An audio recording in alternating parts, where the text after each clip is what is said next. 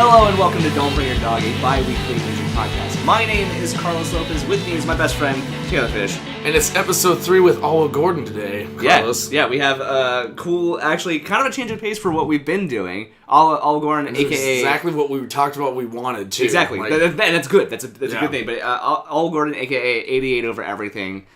He is a rap artist. But yeah, so he's actually an old friend of ours. That's pretty cool. So it was good to have him on. This is kind of nice catching up because it's been ages since I've seen him too. Yeah, exactly. Some changes.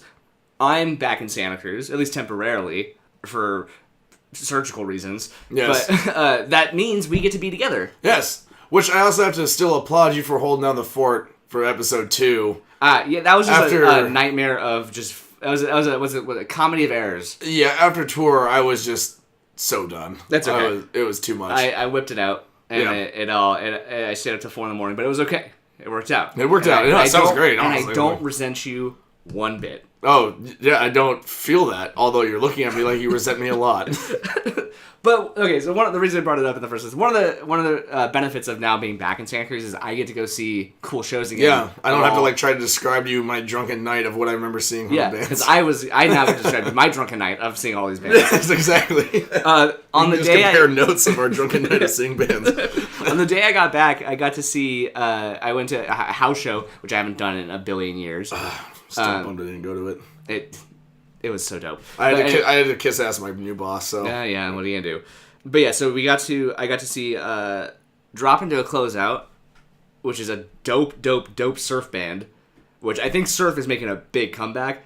And the reason I think that is because when I saw them finish playing, I was like, I need to play in a surf band right now. I need to play in a surf band right now. There's been a couple bands in Santa Cruz that would kind of start up kind of a surf thing. Well, there's Cosmic Grief Temple. Cosmic Grief Temple came a little bit after this, but there was a couple bands that were doing some mild surf kind of stuff. And it wasn't we're a surf band, but we have surf parts kind of thing.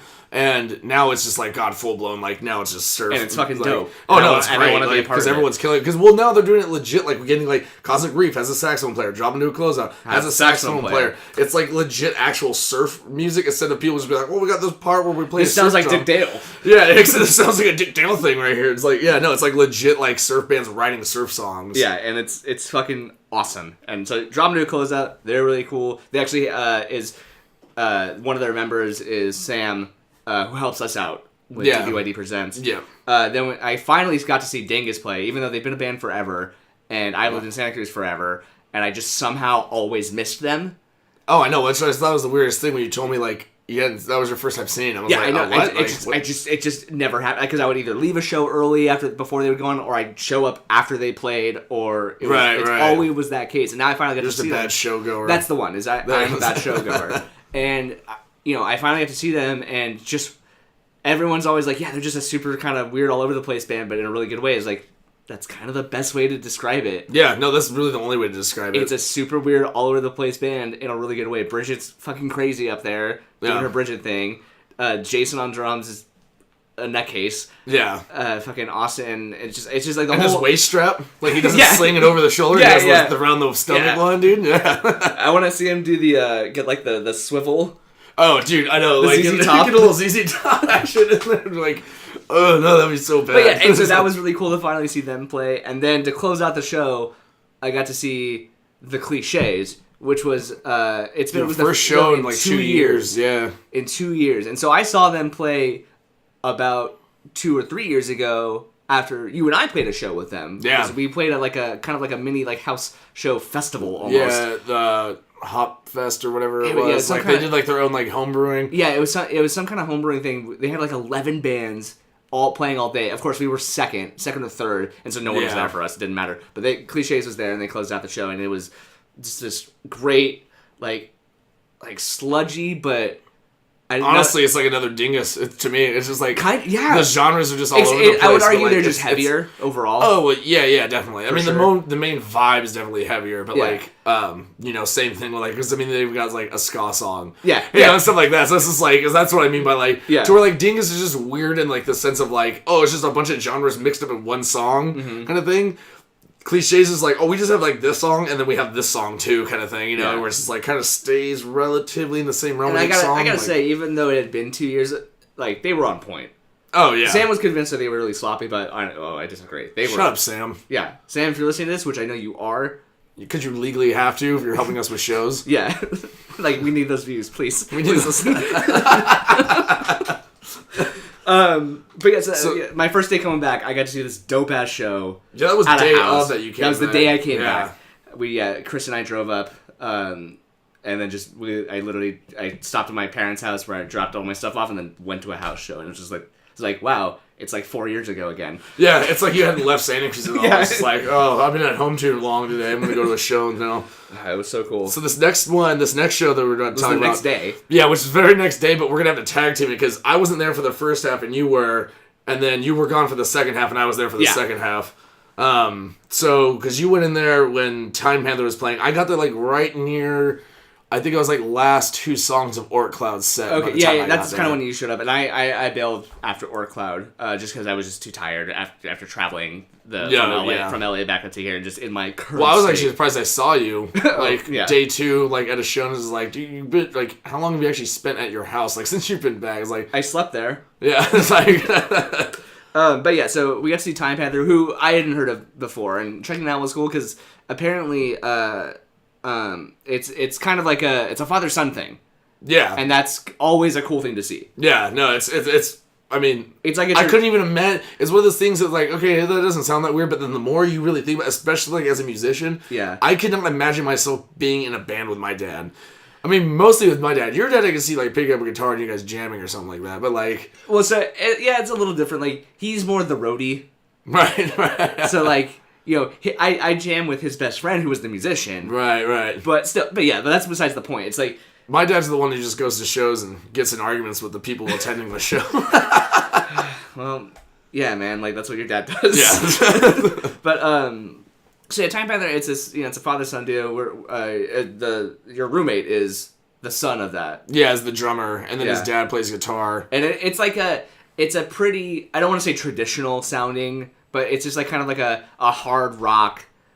Yeah, which is why they like chose probably the coolest name though. Yeah, like Time Panther is the smoothest sounding name. I can see the album cover now, and it looks like what's that guy's name? Like I think it's like Ferretti or like Franz Ferretti. I think is what it is. He does like all these like dope, fucking. God, I totally butchered his name. It's probably not even starting with an F. I'm sure. Right. But he does like these old like 80s.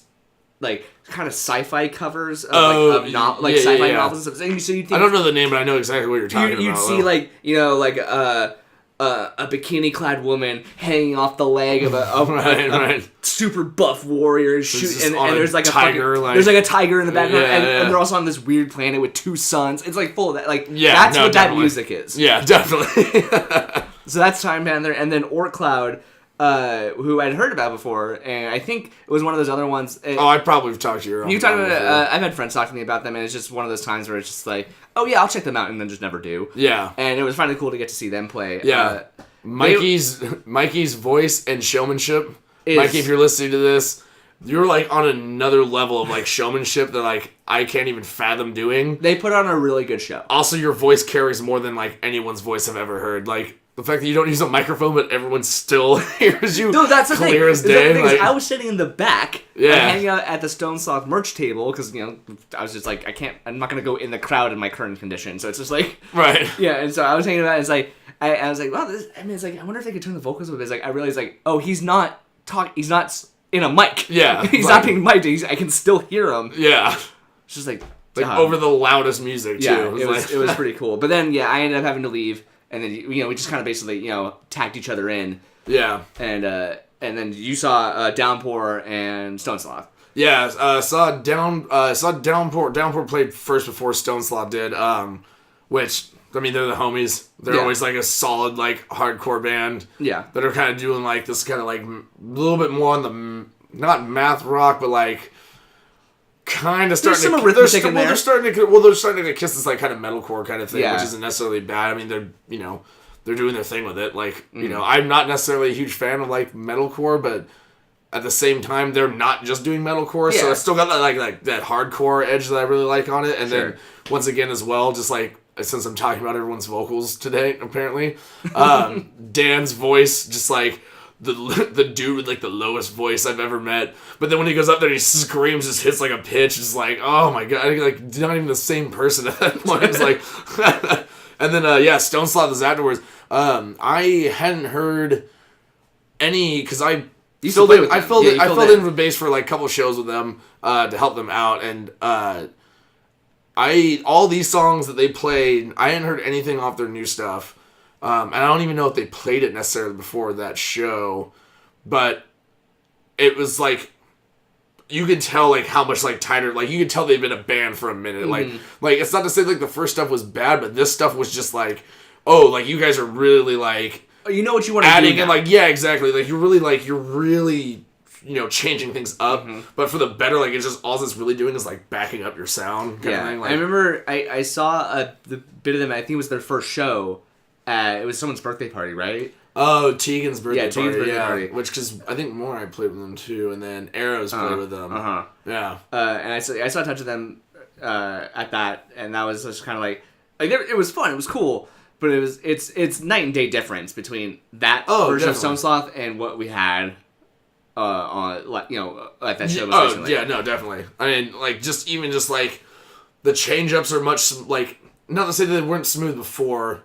The way it's not just like two different riffs, like it's not like, oh, we're playing this one riff and now we're playing this riff. It's literally like, oh, we're playing this riff and then come with us while we go around like all this like the scenic road to get to the second riff kind of thing. It's like that's the way to do it. Like that was perfection. Like so yeah, very good. And then a couple days later, there was a Sweet Sub Rosa great pop punk fucking awesome show. Yeah, I mean, if you don't know, which I didn't know was even happening till like day of. Yeah, because I was going, and then you were on your like little date night thing. Yeah, and I was just like, oh, well, come over. Yeah, no, exactly. I was like, well, yeah, I'm right down the street, like.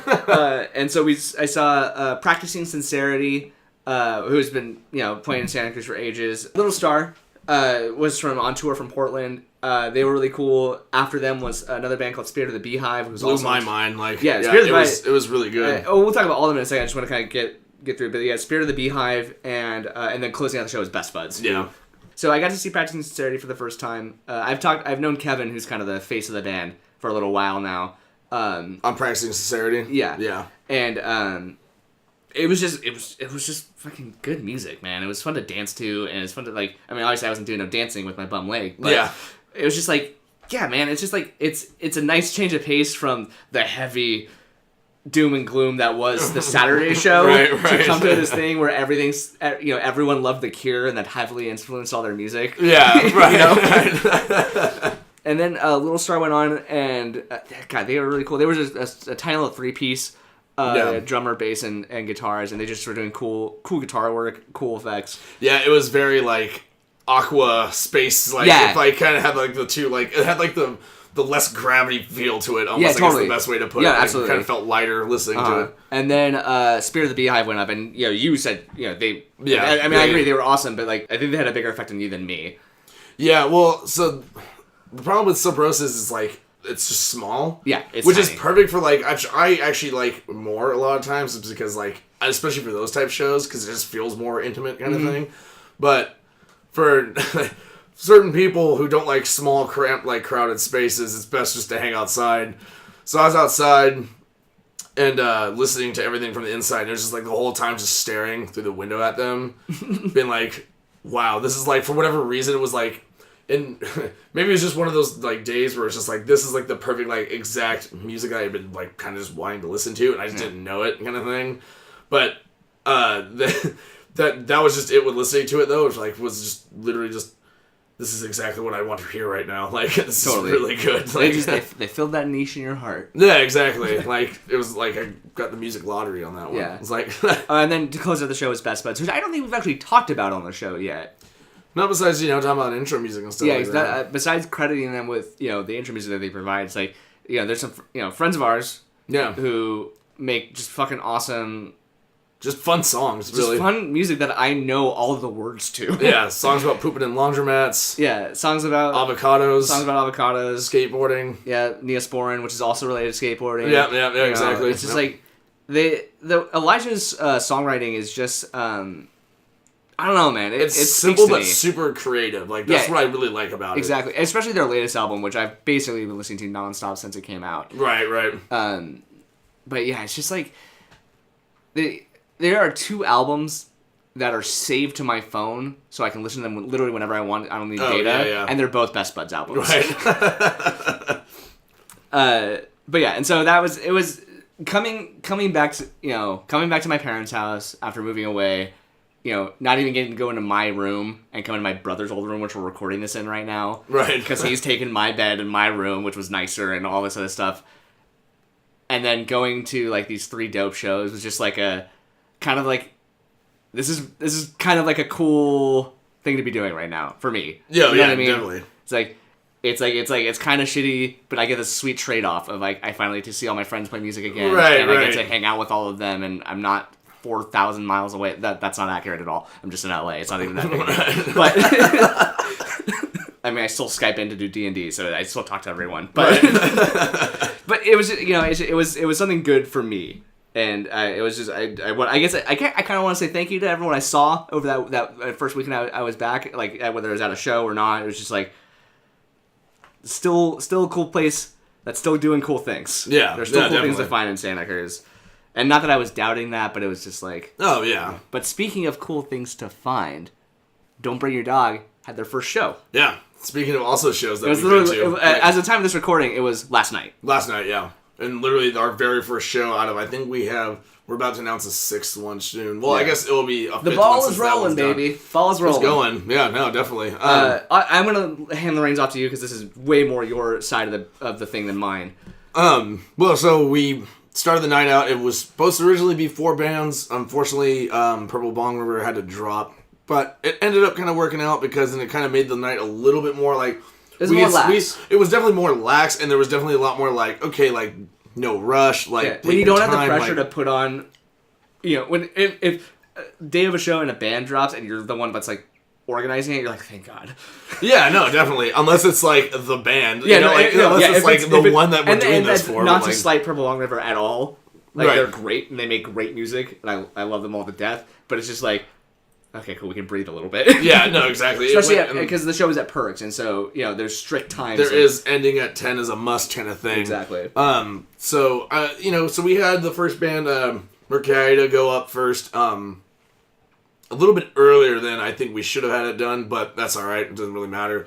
They went on first, and then after that it was like not even like 8 o'clock yet. Mm-hmm. And so it was literally, I just like walked up to Isenordal, and like me and Sam did, and we're just like, take all the time you want to set up and literally just play your entire set, because they were talking about shortening their set so Battered Vogue could add it to the bill, and Battered Vogue was going to shorten their sets. Like, no, both of you guys just play it all. Like, you're so like on top of it right now. Like, we're so ahead of schedule.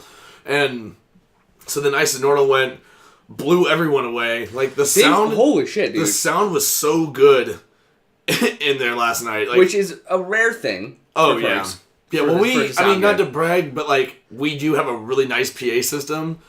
We got the goods. It sounded like the levels and everything was like... It sounded like... It was exactly what Trevor was saying. It sounded like we're listening to a record. Yeah, it was awesome. It doesn't sound like we're at a show, but like it still had like the heavy and like the room vibrating and like the energy there of the show. Mm-hmm. So it was like you couldn't ask for any better like sound quality wise. And then then they just blew everyone away. Mercaida was also kind of jumped over them, but like also insanely good. Yeah. It was really good to meet like Jorge, like John's the buddy. Obviously Colby is also the drummer in my band, drumming in that band. Yeah. Just like... Apparently he's not going to be like a more permanent, like because he was just kind of like tapped, like, hey, can you drum tonight? Yeah, exactly. And now they kind of focus more on like kind of like they had some material like, but the way Colby was kind of describing it was kind of more of a jammy thing, which worked out. I mean, I wouldn't have been able to tell. Like, it sounded like they've been practicing for ages. So I thought it was like super I think that's a testament to how good of a drummer Colby is. Definitely. Oh yeah, well Colby's a good, but also like just John and Jorge a bunch of like, I mean, John's and Cosmic Reef is the sax player, but he's I've seen a couple of his other projects that he's like plays guitar and like just all around solid, like just musician really. And then after that, Battered Vogue went up and just heavy central for sure. It was like, I think they went on at like 9:10 and we're just like, like the city of heavy. Okay, maybe like, pick up the pace a little bit on because you got like 40 minutes of like, oh, well, our set's 30 minutes. It's like, well, then you're good. Like, do the whole 30 minutes then. And they ended right at 9:55. Like, their last song ended, and they're like, you know, whatever, done, and like sitting down, and like made eye contact with Trevor, Sam, and Bridget, and was just like gave them like the okay. Was like, dude, that could not, like, no technical problems. The PA sounded fine. Like, no like cables got bent. Like, it all ended perfectly on time. Like, to give a little insight, Bridget, Trevor, and Sam was basically our team. Yeah. That we have that kind of helps. Well, because I was doing the shows by myself at first, and then it caught a little bit more ground than I was expecting, a little bit quick, and so I asked Trevor to help me out. He jumped on, and then started getting more shows, and like on top of that, like me and Trevor pretty much know the same people, so we kept getting hit up just more and more, like power bombs or grind or like stuff like that, and so like talked to Sam, like, you know, is like kind of much more like kind of like more metal kind of guys and stuff like that, so he gets hit up for like those kind of shows. So it's like just started adding on people. Like Bridget's gonna, you know, we're gonna start invading bocces pretty soon here, so DBYD invasion, baby. So Bridget's gonna be handling a lot of like helping us book like the dates for bocces and stuff like that. Nice. But yeah, so that first show, it couldn't have gone better. Yeah. Hit us up. Yeah. We want to put on more of all different types. You know, we're not just dedicated to hardcore and black metal. Yeah. No. As dope as those genres are. And speaking of, you know, I like black metal. It's not my favorite thing in the world, but it's definitely my favorite genre of metal. Yeah, sure. I would agree. And to see Isenordal do it. Oh, it was perfection. It was literally even hearing the album, it was literally just like, this is the exact type of black metal that is like my favorite, like stylized of it, you know, like to where it's still like dark and heavy. It's still got like the traditional edge on it, but it's got like the viola, not violin, but the viola in it, and like it's got the really like pretty side of it kind of thing, and like, but it's like, I guess it's more spooky. Even my mom liked it. Yeah, like I got a video of it on Instagram, and as a testament to how good that room sounded, like it sounded good on my phone. It did sound good on like all the. And I showed it to my mom when I got home, and I was like, "Yeah, this is the band. This is one of the bands that played." And it's like, "Wow, that sounds really good." Yeah, and I was like, "Yeah, it does." Isenordal is, oh man, because Isenordal, it's for moms. You heard it here first, kids. But yeah, so here's the thing: is like the first time I heard them is I pulled their music for the last episode because I wanted to, you know, I pulled music from all the different bands or the shows we talked about, right, and I throw it in underneath to kind of give a taste of like, oh, this is what this is what you should be expecting when you. Is this kind of genre? Is this kind of genre? And that's when because they only had one track up at the Bandcamp at that time. And I was like, well, I guess that's the one I'm using. Right. And I captured it, and I was listening, it's like, holy shit. It just, like, the way it builds and adds layer after layer after layer, just, like, you know, that low, dark, heavy stuff, and then the viola comes in and just kind of, like, pierces through all of it. It's so good. Yeah, no, exactly. And, I mean, that's also probably why it's my favorite, like, the type of black metal they do is, like, also my favorite. It's, like, this is also my favorite as well, like, music to write. Like, the constant building. Yeah. And then it like erupting pretty much, and then it like breaking back down, like the concept building, like the stairs pretty much. I just love the whole going up and down kind of thing. So basically what I'm getting at is I've been listening to a lot of Isenordal because they're fucking dope. Yeah. They're really cool. I know you've been like hyped on this other band that just released a new EP. Yeah, Torture Method actually just released their demo back in March, and I've been hooked on it. So is Trevor. Me and Trevor has been like super hyped on the Torture Method. Yeah, I saw them play at a house show. What was it, in September? Ooh, yeah. September 2016, or was it October? Oh no! It was November. November. That sounds right. Because I came up to vote. Yep. And November. And that worked. Yeah. You got exactly who you voted for. Now he's president. Good job. Yes, that's me. I voted. You heard it here first. Carlos Lopez says he voted for Trump. I didn't do that. Oh my god, I didn't do that. Please do not believe that. This is actually edited after the fact. I'm cutting all this out. No one's ever gonna hear this. It's gonna be a long bleep. Yeah, through the whole thing. Anyways, yeah. So I got to see them at a house show back here in Santa Cruz when I was up in the area for the time. Yeah, I don't know how many shows they play at that point. Definitely more on the new side. It was obviously their first Santa Cruz show. Yeah. And I hadn't really. They had one song up that I kind of listened to a little bit, but got so like sidetracked with just setting that whole thing up because there was just like so many bands coming through. I didn't really have a chance to listen to like 6 or 7 bands that night? Like 8 or so. Jesus. I'm pretty sure off the top of my head I think it was like 8 or something. But yeah, so I didn't really get a chance to listen to the whole, like, before they played, and I'm kind of, like, there's sometimes where that just works out so much better. It's, like, not to say that I didn't like the old recording, but there's just something about just, like, seeing it live, obviously, that's just, like, oh, okay, like, because then you see the performance end of it as well, and it's getting more hyped. But I guess all I really have to say about the demo is that it's got this, like, really kind of old school, like, hardcore, kind of, like, the guitar tone especially has this, like, early 90s, maybe like late 80s kind of tone, which is kind of like, just like, I don't know what like exact band to like put it towards. It's probably a good thing. Yeah. But it's just something about it, like every time they play, like, because it's like hardcore 80s kind of like early 90s hardcore stuff, and then it goes into like this new school kind of like, you know, power violence into like a fucking like two-tone kind of breakdown stuff, and it all flows very well. Yeah. And it's just like. Colby as well, their vocalist. Different Colby. Torture Methods vocalist Colby is an insanely good showman as well. He just gets you fucking pumped. It's like every time you see him play. Yeah, I've just been like super hooked on it. I'd say I suggest everyone do listen to it. My favorite song on it is Multi-Seasonal Depression.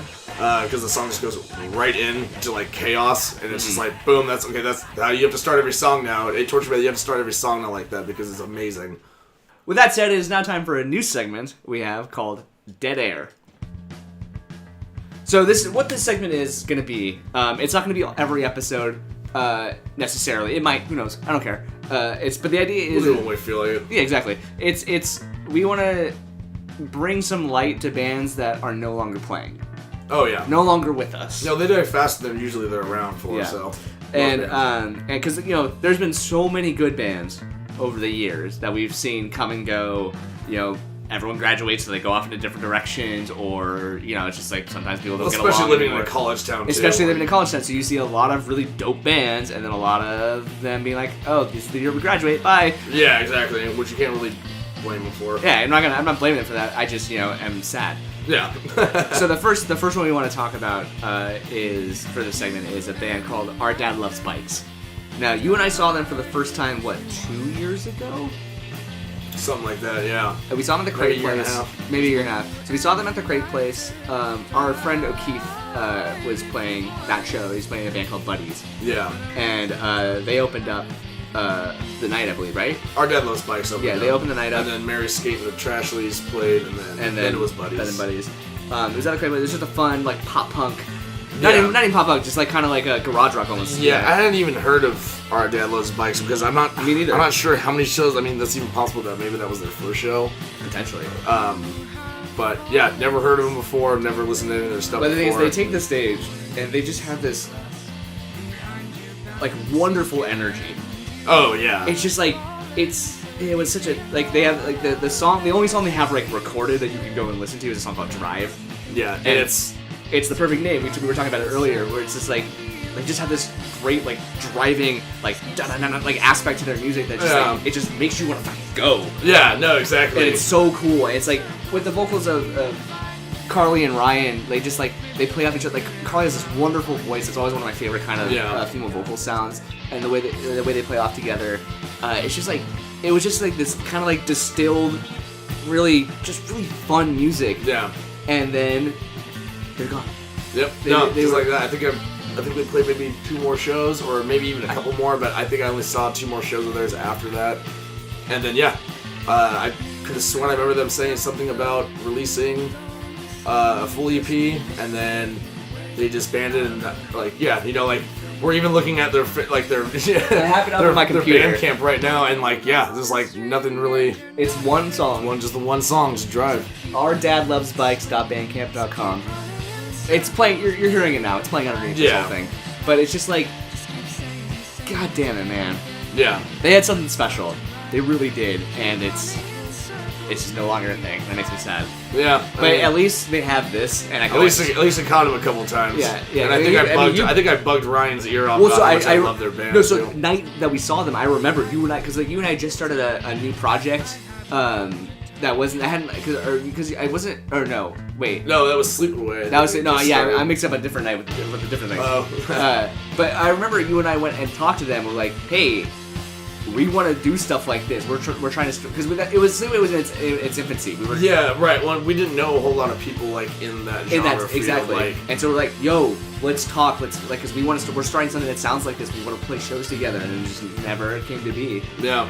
And it's just it's a shame, but like I said, it's just like, sometimes people just move on to different things, and that's just kind of how life takes over. Exactly, and it's just. But we want to make sure that they at least got some kind of spotlight. Yeah. As tiny as this spotlight is, I want to make sure that, like, hey, our dad loves bikes, you guys were fucking sick. Yeah, and if this bass riff doesn't get stuck in your head for the rest of the week, then you don't like good music, honestly. Because, it's just such a good bass riff. Like, it's so good. But thank you, our dad loves bikes, for at least recording what you did, and we miss you. Because, goddamn, was that a good track? Yeah. All right, now moving on to the always important show list. Yes. The upcoming shows, both just in town and for DBYD.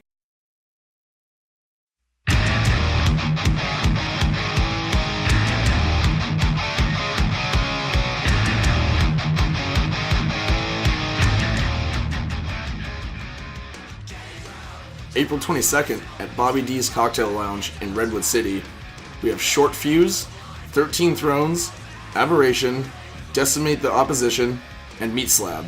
This is Short Fuse's song, Blinded.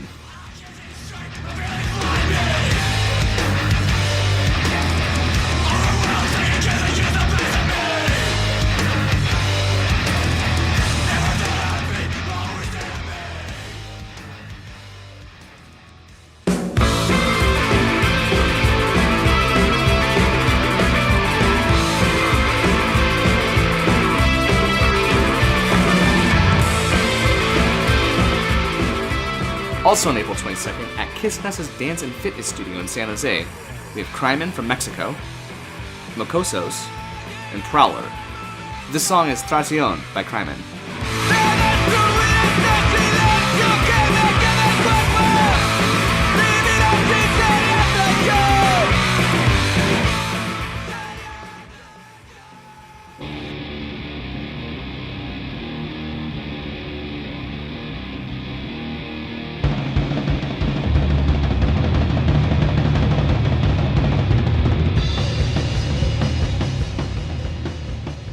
April 23rd at Sub Rosa Community Space in Santa Cruz, we have Depygus, Grimly Forming, and Humanoids. This is Depygus with their song Cathode Tumors.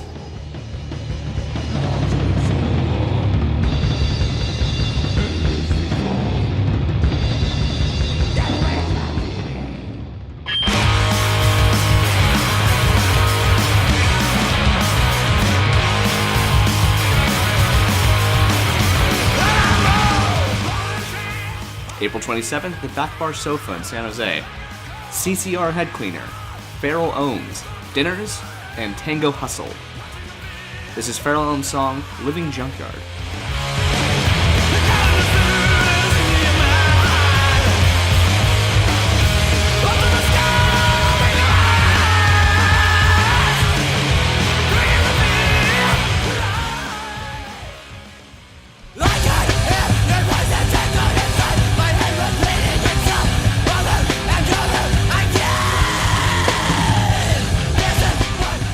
Next for Don't Bring Your Dog shows, April 30th at Sub Rosa Community Space in Santa Cruz, we have Hostage, Double Me from Italy, Misophonia, and Knee Deep. This is Knee Deep's song, Downer.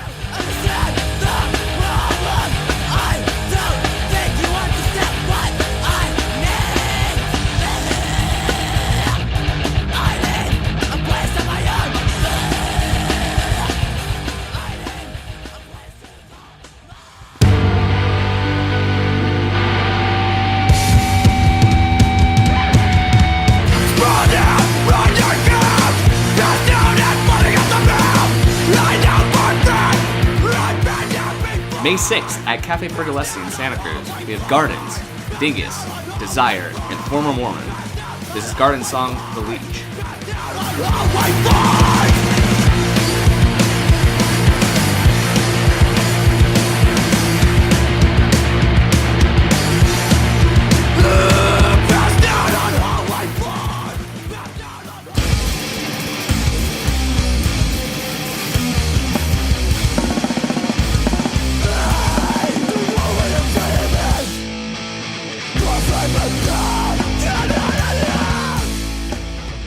May 15th at Cafe Pergolesi in Santa Cruz, we have Endless Swarm, Concussive, Lugubrious Children, Tired, and ESJ. This is Lugubrious Children from their split with Endless Swarm.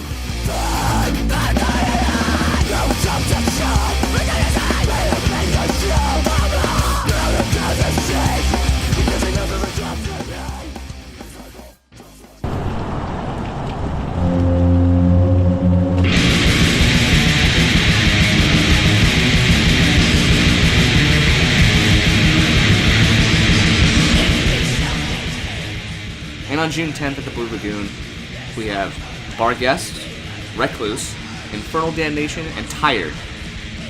This is Bar Guest's song, Born of Tooth and Talon.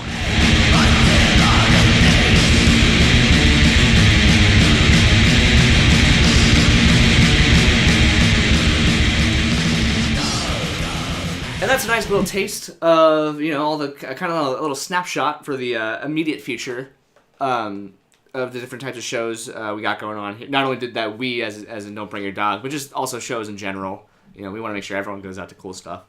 Coming up next, we have a wonderful interview with previously mentioned 88 Over Everything, a.k.a. our old friend, Oliver Gordon. Yes. So make sure you stick around for that. We're going to play a quick sample of his, and then on to the interview. Get right into it.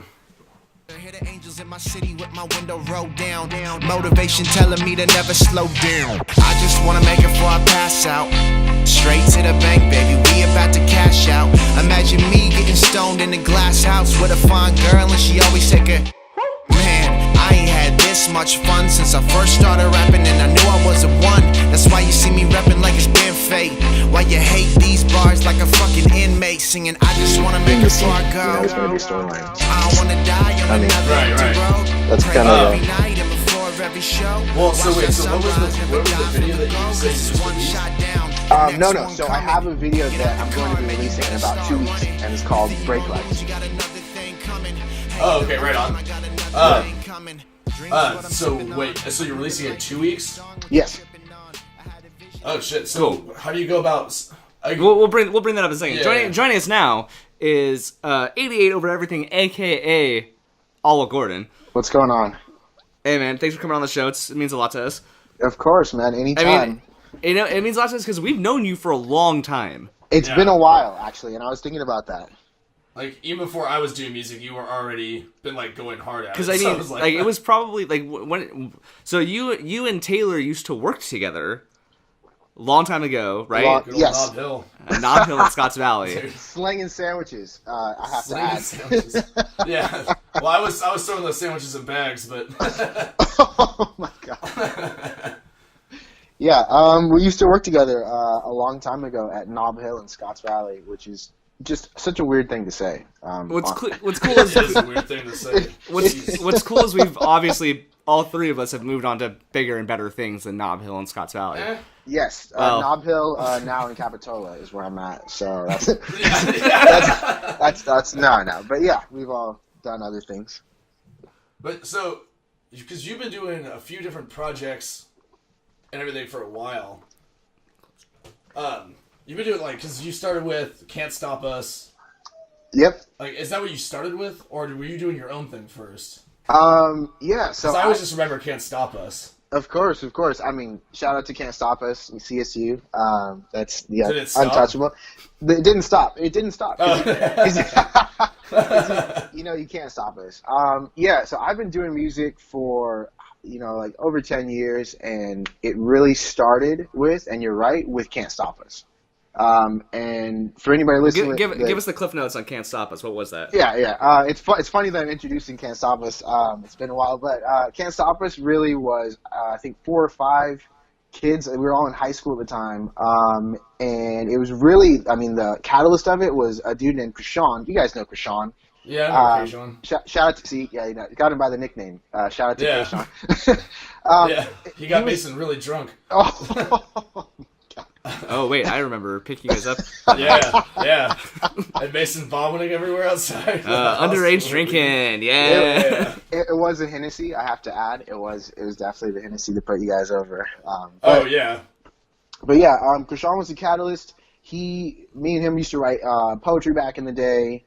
And then one day we would write music together, and then one day he basically said, "Oh, I'm going to start this music group," which is crazy because we're like in high school and like we're both just like little kids, like, "Oh man, let's do this. We're going to start this group. We're going to call it Can't Stop Us." And I was like, "Yeah, I'm down, of course. Like, why not? We're already." Did he come up with a name for it? No, so that came up. Our homie Emmanuel, I think you probably know him. Yeah, I remember him. Okay, yeah. So he actually used to be like an artist, like with paint and stuff like that. And he would always write "Can't Stop Me," and that was kind of his own little tag. Gotcha. And then when we all linked up, he started saying, "Can't stop us, can't stop us." And I think that rolled around to Krishan being like, "Dude, we're going to start this, and it'll be all of us. Can't stop us."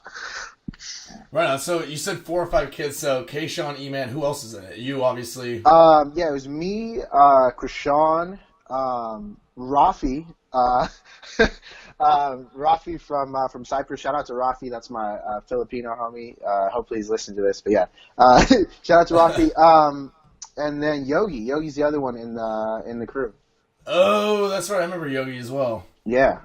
So it's funny because Rafi's in the group and he used to rap a long time ago. But if you asked him now to like even do anything of the nature, he would no. Just retire. He he don't spit bars no more. I don't know. He can sing now, and he does some drunk dancing that he's pretty good at. I have to say. Oh shit. he's moved on to but it's crazy. He's the only one that doesn't even rap anymore. I mean, other people in the group still make music, but he doesn't make any type of music at all. Gotcha. So I guess like moving forward now into the future, you kind of did some solo stuff for a while, and now you're doing 88 Over Everything. So what is 88 Over Everything? Yeah. So after Can't Stop Us, I did a couple mixtapes. I did one called Untold Story. I did 11th Hour, where I think that was probably my first little taste of success on my own. So it was definitely cool. I actually was able to get that song played on the radio, or a song from 11th Hour played on the radio in Las Vegas. Tight. Wow. Who did someone just hit you up about that, or? So my cousin was like the music director at this radio station, and I had talked to her before about my music, and hey, check out my music. And when I didn't have anything to show her, she kind of just blew me off. Hey, that's great. You make music, cool, yeah. And then I sent her a physical copy of 11th Hour. And then maybe the next day she sent me a message back and she was like, I like your music. I really dig it. I'm going to put it in some people's hands. And then like maybe a week after that, they put it on the radio, and then I actually got flown out to work with some people in Vegas. This dude named Molly Mall and Pooh Bear. Molly Mall is kind of like the executive director. So he's kind of the guy with the money. And then Pooh Bear is the writer. But recently, Pooh Bear is like one of the main writers and like production team behind Justin Bieber. So this was like wow. Dang, yeah, huge, right? Holy so shit. This was like maybe 4 or 5 years ago. This was off 11th Hour. So I got flown out there. We did 3 songs, 2 songs with the producer, 1 song with Pooh Bear, who wrote the hook and things like that, and then 1 song I jumped on. I don't know if you guys know who 112 are. 112. No, not offhand. I know D12.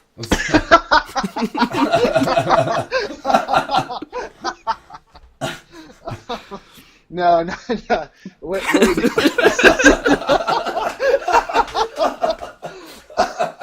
Oh my God. No. Can you tell I'm white? No. No, it's like you hit it from him too. Oh my God. D12. No, you guys you've heard Peaches and Cream, right? Yeah. That's 112, okay? That's 112. Okay, gotcha. So I guess 112 had been there. They did like a chorus, and the dude was like, "Hey, do you want to hop on a song with them?" Like, dope, I'm down. So I took that project and I came with it back to Santa Cruz. And when I came back, I was riding on high. I was like, "I'm the man out here. I'm gonna kill. I'm gonna kill everything. I'm gonna do everything, right?" Because So off of that, I got into the Santa Cruz Sentinel and the Good Times when there was 2 of them. Right. Both people that had just it was sick. So people that had just hit me up, kind of based off the buzz that I was building off that, So at that time, all I did is just party. So I came back to Santa Cruz like, I'm the man. I'm going to be famous. I'm killing it. I don't need to do anything but party and make music. And I spent, I gotta be honest, I kind of blew the buzz that I was generating at that point, because I just thought, I've got it now.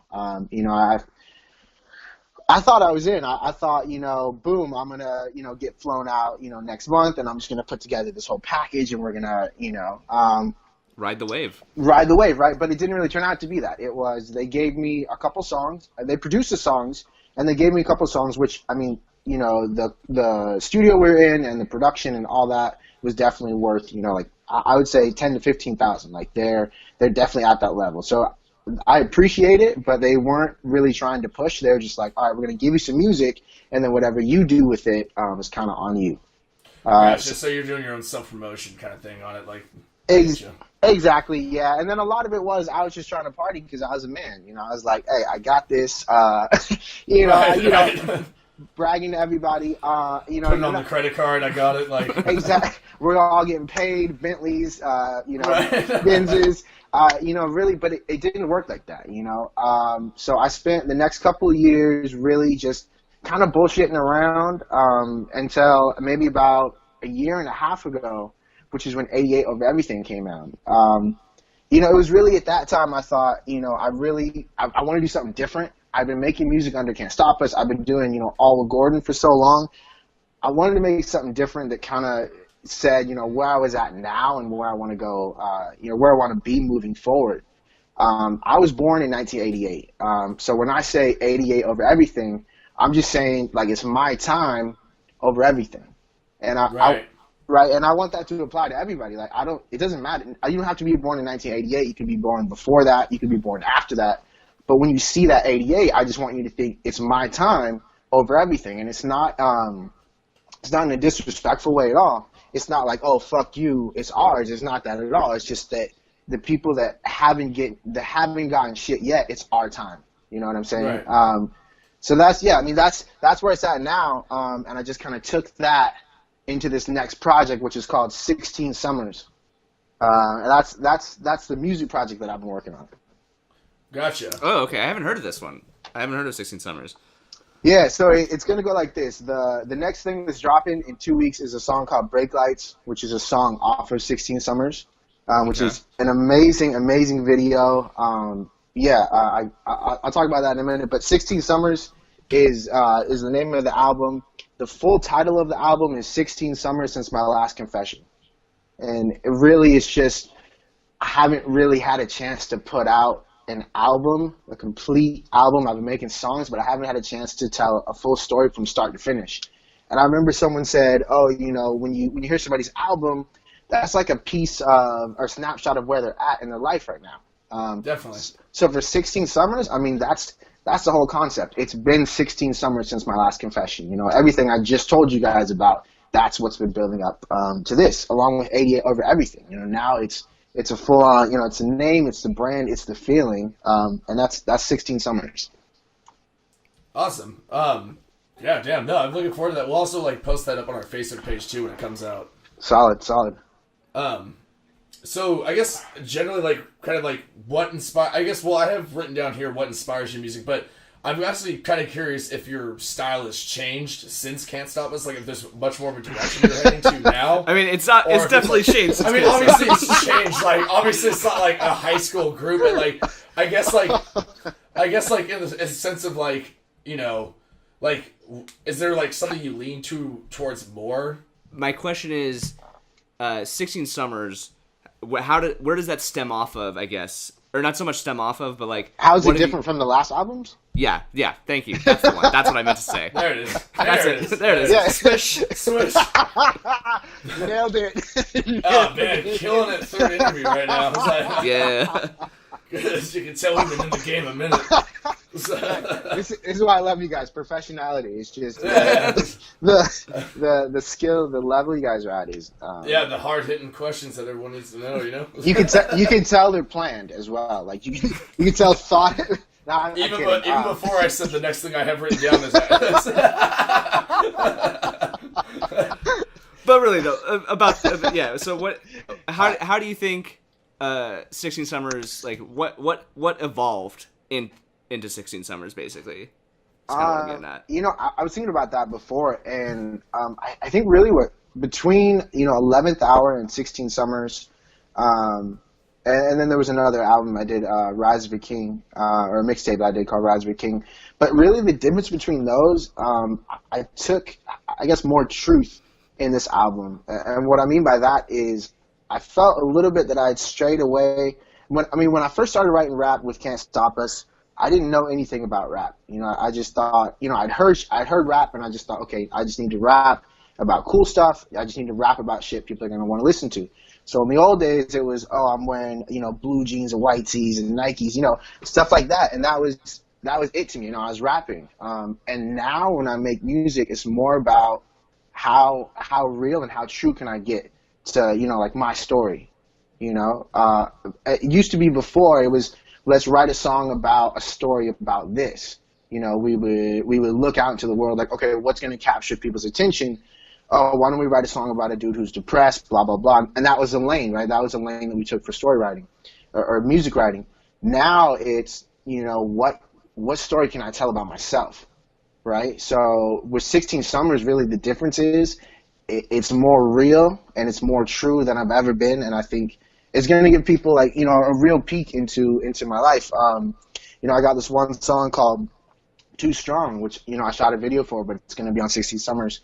And I've released it already, but it's a song that I wrote about watching a lot of, my childhood friends kind of grow up in the area, Santa Cruz where we're at, or, California, I guess. And now seeing them and they're kind of on drugs and, experiencing that, you love that person, you want to see them do good, but then they're also doing drugs and you can't really talk to them because they're going to get weird about it, but you still have love for them. So it's, that balance.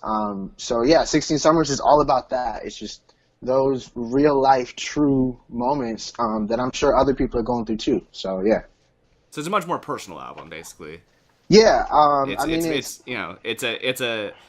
to not sound like old hats. Like it's a very like kind of from the heart. Yeah. Oh no, definitely. Yeah. It's from the heart. It's way more personal, and at the same time, it's way more concise.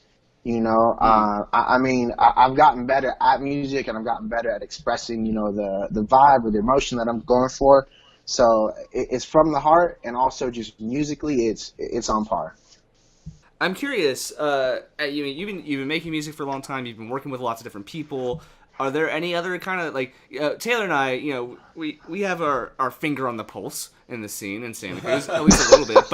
But when it comes to rap and hip hop, not so much the scene. But when it comes to rap and hip hop, we're just woefully uninformed. It's like, and it's not because we don't like that music. It's just we just play bands that are hardcore, punk rock. Yeah, it was just like it's just a different world, like exactly. And so I'm a different country in the same world in a sense, Yeah, like, no, exactly. And so I'm curious. Is like, are there other artists that you've worked with that you really dig, or is there anyone that you want to like that we should check out? Because like I said, it's not a new world for us, but it's something that's definitely untapped. I would say, at least for myself personally, and I'm very curious. Oh man, that's a long list. Yeah, I mean, it's kind of like you guys said. I know so many people in the music scene in rap and hip hop, not just in Santa Cruz, but across the board. And I don't want to single anybody out or sure. forget anybody. So no, totally. So if I missed you or forgot you, it's all good. But I would say some people that I really look up to, and I see them doing great stuff. My boy Cambio, he's based out of Watsonville. He's actually a teacher during the daytime. I think he teaches either middle school or elementary school, and then he's also a musician, and then he's a videographer, and he's taking trips all over. He's got views on YouTube. He's got, I think 750,000 on one video. He's way big in South America. So shout out to Cambio. That's somebody I would say you guys should definitely check out. Have you guys ever heard of DJ Pumbaa? No. I don't think so. Okay. Wow. That's the man. So he's based out of Watsonville again. Shout out to Watsonville. But he made beats, still makes beats now. You guys ever heard of Snow the Product? No. So this is all exactly like why we're asking. Oh, okay, cool. We want to build up our base. Okay, sick. So she's signed to Atlantic. Oh, okay. Oh, dang. Okay. So she's a full on artist. I mean, she's got 4 to 5 million views on different videos. Dang. Wow. Yeah. So she's definitely got it. Well, as of recording of this one, Don't Bring Your Dog episode 2 is up to 32 views. Oh, dang. Well, whoa. just let her know we're coming. Wow. I don't know. Do we all get record deals off that, or how does that? How does that? We'll talk off air about where you're going to get with us. Oh man, that's funny. Yeah. I would say Pumbaa is somebody you guys want to check out. He's like megastar producer. I mean, he used to rap. I don't know if he raps too much anymore. But dude, he's a man when it comes to production. He's operating on that level. Who else should you guys check out in this local? Okay, so I guess you have it. Monic Ape. You ever heard of Monic Ape? I think that's actually one I've recognized before. Monic Ape is a dope artist. He's based out of Santa Cruz. He's actually been doing it a lot longer than I have. So there was a minute back, kind of when Can't Stop Us was rocking and doing their thing. When we first kind of got put on as far as doing local shows, it was a part of Chris Renee, Monic Ape, and Mac Jar. So Monic Ape and Mac Jar are still two musicians that were throwing shows with Chris Renee before Chris Renee was on X Factor. So this was before that. They were throwing shows at the Blue. We went to a show. I met Monic Ape and my homie Josh Weitzel, Giant. That's his artist name. But we went there and we saw him. That's a homie. And then we talked to everyone about being on the next show. And then from there, we kind of, built that local buzz and playing shows. But shout out to Monic Ape. Definitely huge in putting, Can't Stop Us on at the Blue Lagoon back way before Chris was on X Factor. And then even after, I think. Yeah. So how long have you been doing the music videos now? Because you were telling me kind of before that you're mostly just doing music videos. I mean, that's definitely the biggest thing for me that I've seen personally is like you pump out videos all the time. You're always at least it feels like you're always dropping something new. And that's cool. That's but you're also cool. doing it for other people as well. Yeah, too, exactly. Right? Yeah. So it's kind of cool. So when I started 88 Over Everything, I also wanted to. I've always loved film, and shout out to Krishan actually because he's the first person that got me into it. When we first started kicking it, I would go to his house and we would shoot videos on this really, really, really old, like you put the tape in, like a little small tape. Yeah, that's what we used to shoot on, and just like really weird. Mini DV. We used to do like remakes of Bad Boys 2 and shit, like. Oh yeah. Hold on. Tell me that's somewhere. Tell me that's got to be somewhere that we can find. It is. Right? Oh yes. Give us the link. We'll drop it in the description below. Yeah. We'll get it. We'll give it another 100 views. It'll be great. Oh my god, man, that stuff is internet gold. I got it's but yeah, it's somewhere. But yeah, he's the one that first got me into it. And then when I started 88 Over Everything, for me, it seemed like in the area that we're in, it didn't really seem like musicians had a good service to go to for music videos, right? For me, before I really stepped into making my own music videos, it would be, okay, I need to find someone who's going to shoot me. And what I found was reaching out to people, either it was very expensive. It was just like, that's way out of my budget. Like, I can't pay $1,000 for a video. Like, no offense to anybody. Like, if that's the level you're at, that's great. I support you. Keep getting that money. That's cool. That's great. You're doing good. I can't toss $1,000 out for me. Yeah. I just, I can't. I can't do that. It was either too expensive, or it would be people that they were down to do it, right? But they didn't understand the vision. And I thought that was huge. It's like I would meet with directors or producers or whatever it was, and the pitch was. I remember I was working with this dude. He had a red camera, which is, if you know about cameras, it's exactly. It's an amazing camera. It's crazy. And he was like, I'm down to shoot something. Meet up with me. And then we're talking about rap and music, and he goes, all right, man, like I want to get you, like at a bus stop, and then I want to get you like at a telephone booth. And in my head, I'm just thinking, damn, dude, like, do you even like know rap? Like. It just felt like to me he had been like Google MTV like rap and like press play on the first thing, and then I cruised through and he's like, all right, dude, like this is it.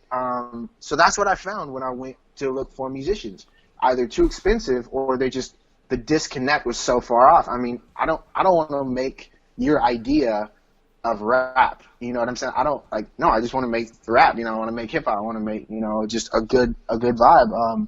And I didn't really get that. So I thought, you know, why don't, you know, I've always wanted to do videography, why don't I do it? So I'd always had a nice camera, like you know, a DSLR, but I never had a computer that could do HD recording.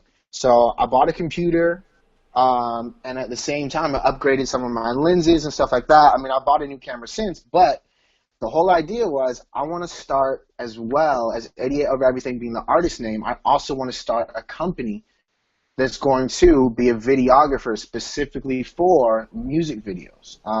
So that's how that started. I mean, and it's funny now because a lot of people always ask me or say, oh, how come you're not doing, you know, maybe like weddings, or how come you don't do, you know, commercials and stuff like that? And I mean, I guess I would, but it's not something that I necessarily want to do. It's not something you're passionate about. Like, I feel that. Exactly. I mean, like, sure, I mean, the money's there, but is that really what I'm trying to do it for? Not necessarily. I mean, I also want to provide, you know, a service to people that they got either good music or they got talent, and they haven't had someone in front of them that can put that onto a screen and at the same time not cost them a grand, you know, like. Right. Well, you just don't want people to run into the same problems you were running into trying to do the same thing. Exactly. That's exactly it. But yeah, so far it's been really successful. Recently it's gotten even crazier, which is like why I've been on a super busy probably for the past 2-3 months. So there's a director called Razor. Shout out to Razor, man. That's a dude right there. But he's done stuff for Ice Cube. He's done stuff for T.I., for Rick Ross. He's like, he's a director. Damn. I followed him on Instagram. He shot a video for some people called Cruisematic. You guys ever heard of Cruisematic? Nope. No. So they're a band in Santa Cruz. But he shot a video for Cruisematic in Santa Cruz that I went to years ago when Chris was on X Factor. And I met him there, and I just followed him ever since. And then he posted something about 2-3 months ago about he needs somebody to do video work, but they had to have a certain camera. Now, I don't have that camera. The camera that he's looking for costs like maybe $3,000. Mine's like $1,000. Mine costs like, you know, $1,000. Yeah. So I hit up. I commented and I said, you know, I don't have that camera, but you know, I'm down to do something. Kind of. I mean, I didn't really think that he was going to hit me back. I kind of just like, you know, whatever. Yeah, I mean, just shoot your arrow, dog. Yeah. I mean, I've been making videos for like maybe a year at that point. You know, kind of editing, and you know, it's like whatever. You know, what's he going to say? He sends me a message and he's like, yo, you know, what kind of camera do you have? Blah, blah, blah. We start talking. Within a week, I shot a video on his camera in San Francisco with an artist at the Fairmont Hotel. And then after that, we shot another video, and then I actually edited both those videos. And then ever since then, it's just been editing work. So I do a lot of editing work now where he'll film, you know, music videos or have other people film it. He'll send me over the story and the clips and the video, and I'll edit that and send it back to him. And a lot of else what I've been doing, I've been writing scripts for music videos. They call it a treatment, but essentially he'll send me the song and maybe a couple things about what the artist wants to portray, and then I just write a story throughout the video. And you know, for me, that's really easy, you know, because I make music. So when I hear a song, I go, okay, I know exactly what you're going for. I got you. So okay, let's get a story around that, you know. And it really, like, what I've learned about music videos, and whoever's listening, feel free to steal this. This is like a huge tip. There's 2 ways that you can make a really, really sick video. Okay, this is it. It's really basic. Follow this. Okay. So one is if you have a storyline. Okay, when I say storyline, I don't mean that you're doing things that you're rapping about in the music video, right? I don't want the first song to be I'm getting drunk and then, you know, you're drinking. Like that's not a storyline. Those are related clips, you know. Right. That's not a storyline. I mean a storyline that's going to portray as well the music that you're saying, right? So that's one way. Get a storyline in there, something that people can follow from start to finish. That's one way to make it sick. The second way is just have beautiful shots, okay? If you don't have a storyline, that's fine. Beautiful shots, okay? I'm talking crisp, cinematic shots. Now, either one's fine. If you can get both together, then you're golden. But yeah, that's a secret really right there. So for me, writing stories for music videos, super easy, man. Oh, awesome. Well, so how can someone get in touch with you? Like, say if someone wanted to do a music video, what's the best way to reach you? Yeah, so the best way to reach me is for anything really. The best way to get a hold of me through Facebook, just look up Oliver Gordon. If you have like a serious inquiry and you want a price quote on something, it's 88. The number is 88 over everything at gmail.com. And you can just put, booking inquiry or, whatever it is. But yeah, man, Facebook is probably the best way to actually get a hold of me. And then, yeah, if it's a business inquiry, just 88 over everything at gmail.com. Cool. Awesome, man. So we know Brake Lights is coming out soon. Yes. Do you have anything else, like, kind of, like, in the lineup that's coming up soon? You got any shows or anything like that coming up, or? I haven't actually been doing too many shows recently, so I'm sure you guys are well aware. But for anybody that doesn't know, I have a daughter that's 3 years old. So I've actually taken a step back from doing a lot of live shows. I'll still do shows. I prefer to do shows that really are going to benefit the time that I'm there for. Yeah, definitely. So I definitely try to do I did the Santa Cruz Music Festival. I'm more oriented towards doing like larger, bigger shows like that where I can really build on my fan base, which is kind of why I've been, doing the music video, because that's something that I can take a day, do, and then I can edit at home and spend time, still with my daughter and shit. So as if on cue, we can hear her in the background. Yeah. Yeah, she's having fun, man. I gave her some pizza. She's stoked. That's that's the life, dude. I want too. Yeah, I would kill for some pizza right now. I feel like you guys both want pizza, yeah. Yeah, kind of do pizza. But yeah, so Brake Lights, that's gonna drop within 2 weeks. And real quick, I got to shout out Lady Leopard.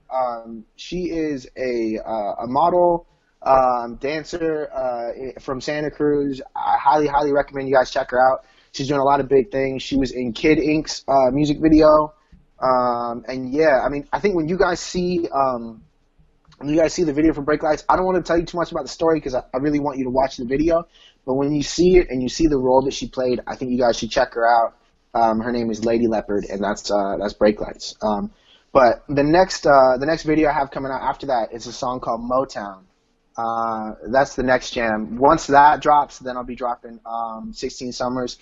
And 16 Summers is going to be available on iTunes. Brake Lights is going to drop on iTunes as a single, and so is Motown when the video drops. Cool. So let's say that stuff's not exactly available yet for whoever's listening to this. What's a good song that they could go search up or look up that also I can tag on to the end of the episode here? Yeah. That kind of gives a really good representation of where you are at right now as a musician. Right. Of course. I think honestly the song that I would say is like the number one, like fastest way to get to know me, right? Because like I said, the music, this is all true, would be a song called Before I Go. So everybody that's listening to this, all my music videos are on my Vimeo, which is just vimeo.com/88, the numbers over everything.com. So vimeo.com/88 over everything. That's the Vimeo page, and the song that I would definitely recommend you check out is called Before I Go. Cool. That's just the best way to describe it. You can also find your Vimeo page on the Don't Bring Your Dog podcast Facebook page. Yeah, we'll be throwing a link there for sure. Perfect. But yeah, so I just want to thank you so much, Oliver, for coming on. It's been a long time since we talked, but it's been a minute. We've known each other for a pretty long time at this point. And yeah, it's been cool to see you grow, even through like the eyes of just Facebook. Yeah, definitely. Not only just as a musician, but with your kid and everything. It's been really cool, and so I just want to thank you for coming on. Of course, man. It's been a pleasure, dude. That didn't sound creepy at all. I was like, it's been really nice watching you, man. It's been real nice, man. You're on my timeline, all right? No, I got you, man. No, it is, man. It's awesome, and I've been watching you guys. Congratulations, Taylor. I know that's in order, man. It looks like you're making. In case anyone doesn't know, Taylor is gonna get married next year, and that's pretty cool. Are you serious? Oh, is that not what you were congratulating me about? No, I was just saying you're a sick dude. No, yeah. No, Yeah. Congratulations on that, man. That's awesome. Thanks, and I've been watching you guys do the music thing, so definitely. I still haven't been out to a show, but I feel like there'll be some. There'll be some. Yeah, there'll be some. There'll be lots. Cool. Awesome. So that kind of ends our time today. Once again, want to thank Ola for coming on to the show. It means a lot. Hey, 88 over everything. That's the one, 88 over everything. Vimeo.com/88 over everything. Just search that up, you'll find it. Just to kind of end us out, as always, no jerks. Respect the space. And don't bring your dog. Thanks, everyone. I just want to make it before I go. I don't want to die on another empty road. Praying every night before every show. We gon' watch that sunrise, never die for the go. Cause it's one shot down, the next one coming. Get out the car, man, you better start running. You think we gon' lose, you got another thing coming. Hanging up my phone, I got another thing coming. If you knew me back then, you would say my ego's swollen. If you know me right now, you would say I'm chosen. I've been talking like a god, working like a king, slaving like a beast, man, I wanted everything. They say money takes time, but time doesn't matter. I say nothing over love, but money's still the answer. Hear the angels in my city with my window rolled down. Motivation telling me to never slow down. I just wanna make it before I pass out. Straight to the bank, baby, we about to cash out. Imagine me getting stoned in a glass house with a fine girl and she always take it. Man, I ain't had this much fun since I first started rapping, and I knew I was a one. That's why you see me rapping like it's been fate. Why you hate these bars like a fucking inmate, singing I just wanna make it before I go. I don't wanna die on another empty road. Praying every night and before every show. Watch that sunrise, never die for the goal. Cause it's one shot down, the next one coming. Get out the car, man, you better start running. You think you gon' lose, you got another thing coming. Hanging up my phone, I got another thing coming. Dreams is what I'm sipping on. I'm living life, getting strong, what you tripping on. I had a vision, I was getting close. I dug deeper with these written songs, talking about the girls that we hitting on. Use a verse as a way to stay alive, so they won't really know when I'm dead and gone. They say it works like a breeze, can you tell me what you sweating on? They ain't really love us, nah, they ain't never letting on. And they telling me I'm cocky now, but if you met me recently, they can't stop me now. And every day I don't make no excuses, just make music for people who know they about to lose it. I can't pray, so I say what I say through a microphone. Intro music provided by Best Buds. They can be found at bestbud.bandcamp.com or by going to their Facebook page, facebook.com/bestxbuds. Special thanks to Trevor Legg, Bridget Smith, and Sam Hansen for their help with booking the Don't Bring Your Dog Presents. Want to be on the podcast? Hit us up at facebook.com/DBYD podcast or by emailing us at dbydpodcast@gmail.com. Want to book a show in Santa Cruz? Hit us up at facebook.com/DBYD presents. Singing, I just want to make it before I go. I don't want to die on another empty road. Praying every night and before every show. Watch that sunrise, never die for the goal. Cause it's one shot down, next one coming. Get out the car, man, you better start running. You think we gon' lose, you got another thing coming. Hanging up my phone, I got another thing coming. I just wanna make it before I go. I don't wanna die on this empty road again.